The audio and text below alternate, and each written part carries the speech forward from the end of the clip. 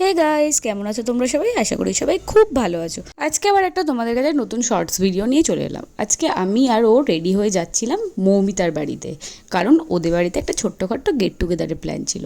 তো আমরা বেরিয়ে পড়েছি। ভাবছো তো মৌমিতাকে? মৌমিতা হচ্ছে গঙ্গা আর কুশালীর মতো আরও একটা ফ্রেন্ড। তো ওদের বাড়িতেই আমরা সবাই মিলে যাচ্ছিলাম। সবাই মানে গঙ্গা কুশালীও আছে, ওরাও আসছে ওদের হাজব্যান্ডের সাথে।